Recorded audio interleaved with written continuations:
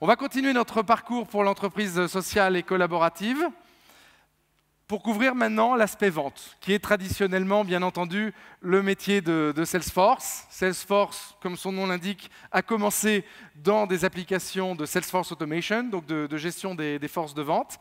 Et pour illustrer l'utilisation de Salesforce dans le monde de Salesforce Automation, une autre très belle entreprise française. Donc on est très fiers d'avoir aujourd'hui avec nous une entreprise qui non simplement est française, mais fabrique et a rapatrié ses produits en France, qui est l'entreprise Rossignol. Donc cette entreprise a été créée centenaire, c'est une entreprise qui a plus de 100 ans, qui est le leader, qui fabrique le meilleur ski du monde, qui a rapatrié toute sa production en France en 2010, et qui est, autre élément très intéressant, la première société en nombre de followers sur Facebook. Donc clairement une société qui est très innovante. Avant de regarder la démonstration Salesforce, j'aimerais vous inviter à regarder une rapide vidéo sur Rossignol et sa vision dans l'entreprise sociale et collaborative.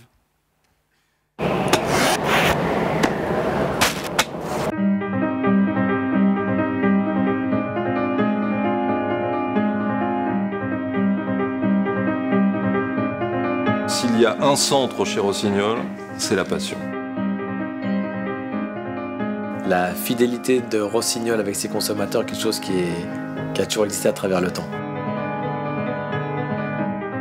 Je pense que la première chose à laquelle on pense quand on achète un produit Rossignol, quand on connaît la marque Rossignol, c'est toute l'histoire de Rossignol, l'histoire du ski au travers de la pratique de la compétition. Quand on fabrique un ski, un bon test de validation, c'est la compétition. Si on gagne avec nos skis, on est capable de dire aux consommateurs, voilà, c'est juste le meilleur ski du monde, et c'est ça l'inspiration qui nous guide tous les jours. Donc aujourd'hui, c'est très bien, on a une application qui fonctionne, qui satisfait les consommateurs et qui leur permet de mesurer leur performance. Et on peut mesurer la vitesse à laquelle on est allé, les dénivelés, on peut mesurer le parcours qu'on a fait. C'est très bien, mais il n'y a aucune création de business. Je veux dire, quel est le retour pour Rossignol, pour le consommateur?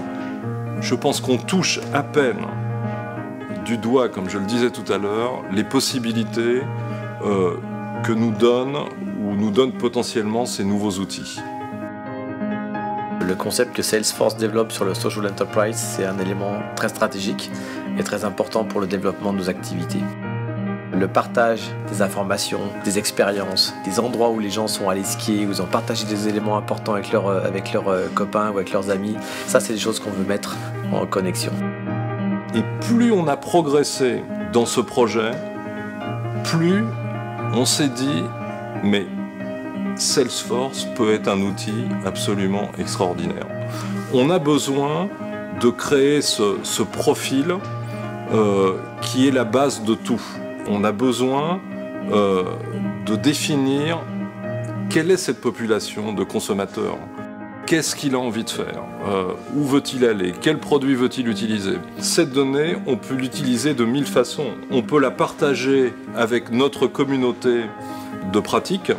J'ai skié dans telle station avec tel produit, voilà la performance que j'ai réalisée. Qu'est-ce que vous me conseillez? Et nous, on va leur proposer des nouveaux services, et on va leur proposer aussi des solutions intéressantes pour eux. Je vous invite tel jour, dans tel magasin, dans telle station de montagne ou dans telle ville. Et avec vous, on va analyser votre performance et avec un champion, on va vous proposer peut-être une évolution de produit, de pratique qui sera beaucoup plus adaptée à votre propre objectif. Et ça, on veut créer un effet positif pour que les gens restent avec notre marque, achètent nos produits et nous aident aussi à avoir leur feedback pour améliorer nos produits. Et évidemment, transformer ceci en une offre très attractive pour le consommateur, mais créatrice de valeur pour Rossignol. On a une très forte passion sur le potentiel que l'on a de créer cette relation auprès du consommateur avec l'outil Salesforce. Et donc tous les outils du Social Enterprise vont nous permettre de développer un nouveau business, qui n'est pas uniquement de vendre des skis, mais peut-être aussi de vendre des services et de vendre du rêve aussi un petit peu, et du partage.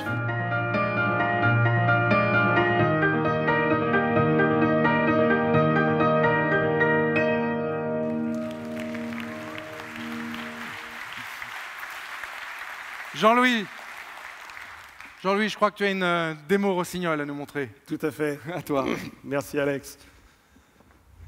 Créer de la relation avec ses clients, tirer de la valeur de l'intégration avec les réseaux sociaux, rechercher de la productivité. Voilà, c'est ça l'enjeu, les enjeux de l'entreprise sociale et collaborative.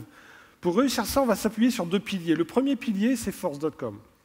Force.com, c'est cette plateforme qui va vous permettre très rapidement de créer des applications évidemment intégrées avec les réseaux sociaux, des applications disponibles sur vos devices mobiles. Et évidemment, on va être dans la recherche de la productivité dès la phase de création de l'application et dans l'usage de l'application. Le deuxième pilier sur lequel on va s'appuyer, c'est le Sales Cloud. Le Sales Cloud, évidemment, c'est très profondément ancré dans l'ADN de Salesforce, c'est même le nom de notre entreprise, c'est l'application de gestion des ventes numéro 1 au monde. Et cette application, elle est elle-même motorisée par Force.com. On l'a développée sur cette plateforme. C'est ce qui fait que cette application, ce n'est pas juste une application qu'on peut personnaliser, c'est une application qu'on peut vraiment étendre, transformer pour en faire votre application de gestion des ventes. Et ici également, on va rechercher la productivité, on va rechercher le travail en équipe et on va essayer de voir comment tirer de la valeur de l'intégration avec les réseaux sociaux. Donc, ce que je vous propose, là aussi plutôt qu'un long discours, c'est d'aller voir comment ça peut se passer sur le terrain. Je suis Damien et je suis un vendeur chez Rossignol. Et j'utilise cette application, grâce à mon iPad, je vais pouvoir en fait aller en visite. Par exemple, on va appeler ce magasin Sport 3000. Je suis en visite chez Sport 3000 et je présente la nouvelle gamme de produits de Rossignol. Je vais pouvoir montrer les spécificités techniques de mon matériel, parce qu'on a vraiment des vrais différenciateurs. Je vais montrer un certain nombre de documents, je vais montrer même un certain nombre de vidéos. Je vais vraiment essayer de faire en sorte que cette application aide le vendeur sur le terrain à convaincre son client. D'accord ? Alors je vais pouvoir montrer tout ça. Je vais avoir une première discussion avec lui, on va commencer à discuter, on va pouvoir aller plus loin. Grâce à cette application Force.com, on va même pouvoir commencer à travailler sur le devis. On va identifier les produits, on va choisir les quantités, on va avoir une première discussion sur le prix. Et puis une fois qu'on va s'être mis d'accord, le client va même pouvoir signer directement sur l'application iPad cette précommande. Alors ça, c'est le travail qui se passe sur le terrain. Je voudrais maintenant qu'on aille au siège de Rossignol et qu'on regarde ce qui se passe au siège. Au siège de Rossignol, on utilise évidemment le Sales Cloud. Le Sales Cloud, cette application facile à utiliser, vous le voyez depuis tout à l'heure dans ces démonstrations, tout est en interface web. Dans le Sales Cloud, je vais avoir accès à tous les objets dont j'ai besoin pour réaliser mes ventes. L'accès à mes comptes, à mes contacts, à mes opportunités. L'accès à un tableau de bord, évidemment, ce tableau de bord qui va me donner tous les indicateurs de performance par rapport à la gestion des ventes. Et là encore, ce tableau de bord peut être complètement personnalisé, peut être adapté à votre entreprise, à votre business, à vos propres indicateurs. Là encore, on va aller là où tout se passe, c'est-à-dire sur le mur Chatter. Sur le mur Chatter, la première chose que je vais retrouver, c'est ce devis. C'est intégré entre le terrain et le siège, c'est complètement intégré. Je vais retrouver ce devis, et puis je vais avoir en dessous un certain nombre de fils de discussion. Un premier fil de discussion, c'est par exemple, quelqu'un me fait savoir au siège qu'il y a un petit peu plus de stock disponible à la vente. Voilà une information qui est importante. Ce qu'on voit en dessous également, avec ce logo Facebook, c'est quelque chose de très important. Vous avez peut-être remarqué dans la vidéo tout à l'heure, on voyait un skieur qui utilisait une application sur son iPhone pour poster sur Facebook le fait qu'il avait trouvé un nouvel endroit sympa pour skier. Moi, ce qui m'intéresse là, c'est de capter cette population-là. Donc, ce que je vais faire, c'est que je vais aller regarder le profil social de ces personnes. Le profil social des fans de la marque. Le profil social, c'est quoi? C'est vraiment connaître mes clients, connaître mes utilisateurs, connaître les fans de la marque, les connaître mieux, savoir de quoi ils parlent, avec qui ils sont en lien, sur quoi ils communiquent, savoir quelles applications ils ont téléchargées, quelles applications ils utilisent. D'accord? Donc c'est vraiment mieux connaître cette population. Et pourquoi je veux mieux connaître cette population? Imaginons que je sois Marcel Lebrun. Imaginons que ou d'ailleurs Sylvain Lebrun, je crois que c'est son nom dans la démonstration. Sylvain Lebrun, qui est un marketing manager chez Rossignol. Lui, il veut pouvoir créer une campagne qui s'adresse à ces personnes-là. On ne va pas travailler sur une base de contacts qu'on a achetée quelque part. On va travailler sur une base de contacts de personnes qui nous connaissent et qu'on connaît. Ce sont les fans de la marque. Voilà pourquoi ma campagne va être plus efficace. Voilà un exemple de valeur qu'on va pouvoir tirer de cette intégration avec les réseaux sociaux. Un autre exemple en dessous, on voit ici GoMontagne, qui est un autre distributeur du matériel Rossignol. Ils me font savoir quelque chose d'important. On a Martin Fourcade qui va être présent à telle date dans le magasin. Un double champion du monde, de biathlon en l'occurrence. L'étendard de la marque. Je veux le savoir en tant que vendeur. Je veux réagir vite. Je veux m'assurer que les stocks sont bien gérés, je veux m'assurer que les rayons sont bien achalandés, parce que ce jour-là, il va y avoir du monde dans le magasin, et je veux maximiser mes ventes. D'accord? Et on va retrouver encore cette idée de social process avec l'intégration avec mon ERP, donc tout ce que vous avez montré tout à l'heure. On va retourner sur notre devis, qui avait été posté dans le chatter. Qu'est-ce qui se passe sur ce devis? Derrière ce devis, j'ai une opportunité. Et cette opportunité, elle contient tout un tas d'informations, de l'information structurée, des dates, des montants, des statuts. Et puis, je vais également retrouver l'ensemble des produits qu'il y avait dans le devis. Et comme je vous le disais tout à l'heure, là encore, tout ça est complètement paramétrable pour gérer vos propres opportunités dans l'univers de votre entreprise, pour en faire votre application de gestion des ventes. Et cette opportunité, je travaille dessus, mais la bonne nouvelle, c'est que je ne travaille pas tout seul. On fait du social selling, on va travailler à plusieurs, on va mettre à disposition le réseau de collaborateurs pour travailler plus efficacement, travailler en équipe sur cette opportunité. On peut imaginer par exemple des gens du marketing qui me fournissent encore du matériel pour convaincre mon client. On peut imaginer des gens de la R&D qui vont me donner encore plus d'informations techniques sur mes produits. On peut imaginer beaucoup de use cases. Donc je travaille là-dessus, et puis d'ailleurs je vois que j'ai quelqu'un qui peut me poster une vidéo, on va regarder encore plein de matériel, et puis j'ai une personne qui réagit sur le devis. Cette personne me dit, et tu sais, si on atteint tel montant, et là ton devis il n'en est pas loin, on fait une campagne en ce moment, la personne peut avoir 10% de remise. Est-ce que ça peut intéresser ton client? Bah oui, ça peut intéresser mon client. J'ai besoin d'en savoir plus, j'ai besoin de collaborer avec cette personne, mais de collaborer maintenant. Je vais le faire, je vais discuter tout de suite avec Claudine, je vais la solliciter à travers de l'instant messaging. D'accord? Donc avec cet outil de chat en live, je vais avoir une discussion tout de suite. Cette discussion, ça pourrait être d'ailleurs une discussion de groupe. Je pourrais marquer des personnes comme étant dans mes favoris. Je vais avoir cette conversation et Claudine va me donner plus d'informations sur cette campagne. Si on atteint tel montant, voilà, il y a tel niveau de remise, bon, le client il peut être intéressé. Elle va même me proposer de travailler sur une nouvelle version du devis qu'on va pouvoir soumettre au client. Comment est-ce qu'elle va me fournir cette nouvelle version du devis? Pareil, dans le chatter. Très simplement, elle travaille sur la nouvelle version, elle charge cette nouvelle version du devis et moi je l'ai tout de suite. Et je vais pouvoir regarder ce devis. Je n'ai pas besoin de télécharger un fichier, de recevoir un email, de changer d'application. Dans ce même univers, très rapidement, je regarde ce devis, je le valide, je me dis oui, effectivement, ça va intéresser mon client. Comment je le fais parvenir à mon client? De façon très directe, toujours dans le chatter. Je fournis ce devis à mon client, je lui envoie donc le fichier, je vais notifier cette personne qu'on a cette campagne en ce moment, cette promotion, cette offre particulière. Et donc le gérant ou la gérante du magasin Sport 3000 va pouvoir regarder et dire bah oui, effectivement, je mets un petit peu plus, mais avec la remise, j'ai plus de matériel.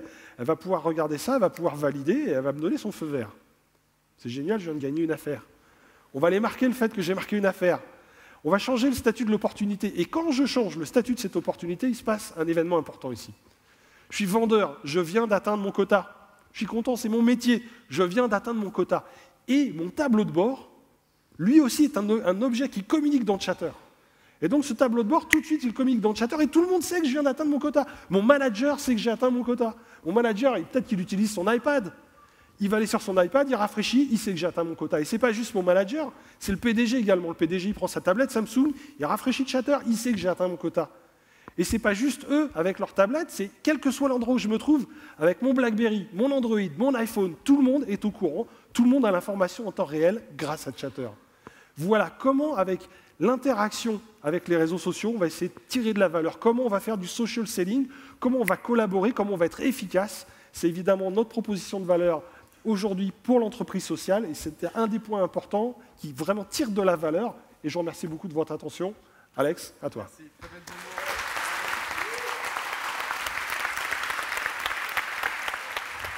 Très belle démo, Jean-Louis, et on a la chance d'avoir Sylvain Noailly avec nous aujourd'hui à la Maison de la Mutualité. Donc vous êtes venu de Grenoble pour participer à l'événement. On vous a vu dans la vidéo sur Rossignol. Alors cette vidéo qui a été terminée tard, je crois, vendredi soir, que vous avez vue pour la première fois aujourd'hui. Je n'ai pas vu la dernière version, mais effectivement, je la vois ce matin. Donc merci pour l'invitation. Est-ce qu'il y a des skieurs et des snowboarders dans la salle déjà? D'accord, ça va. Donc ça parlera à certains ce que je vais raconter. C'est bon. Rossignol, donc Rossignol, société française basée à Grenoble, Oui. en pleine transformation sociale et collaborative. Alors en fait, votre transformation touche à deux grands axes, comme vous l'avez décrit, un axe B2B et un axe B2C. Tout à fait. Est-ce que vous pouvez nous parler un petit peu de l'activité? Effectivement, on a vécu une grosse réorganisation depuis 2-3 ans maintenant. On est reparti dans un cycle très positif, où on est à la fois profitable et puis une bonne dynamique d'entreprise. Et effectivement, dans toute la problématique de comment mieux manager mes clients au sens magasin ou alors key account et toute la partie consommateur, on a démarré une grosse phase avec Salesforce il y a très peu de temps, parce que le Go Live il a été donné il y a 10 jours à peu près, donc c'est vraiment tout à fait récent. Et la partie consommateur, on va explorer tout le champ des possibles, parce que c'est vraiment fantastique avec eux, c'est que ça booste en 2 secondes, vous avez toutes les solutions, c'est pas le processus IT long qu'on a connu dans pas mal d'autres sociétés, et là c'est vraiment super. Alors la partie B2B, qu'est-ce que c'est exactement chez Rossignol? C'est les magasins. Comment vous travaillez avec les magasins? Jean-Louis a fait une démonstration extraordinaire, c'est-à-dire que tout ce qu'il a raconté, c'est exactement ce qui se passe. Nous, notre souhait, c'est d'intégrer le plus possible la valeur ajoutée entre le partenaire magasin et avec nous, et avec nos forces de vente. Et tout ce qu'on fait pour l'instant, on avait une relation qui était assez basique, et maintenant on est en train de la développer de façon nettement plus qualitative et avoir des échanges qui font qu'on va croiser opportunités commerciales et valeur ajoutée de la marque, des produits, etc. avec nos clients et éventuellement d'autres acteurs qui ne sont pas que de l'interne dans un périmètre qui pourrait être le chatter, par exemple.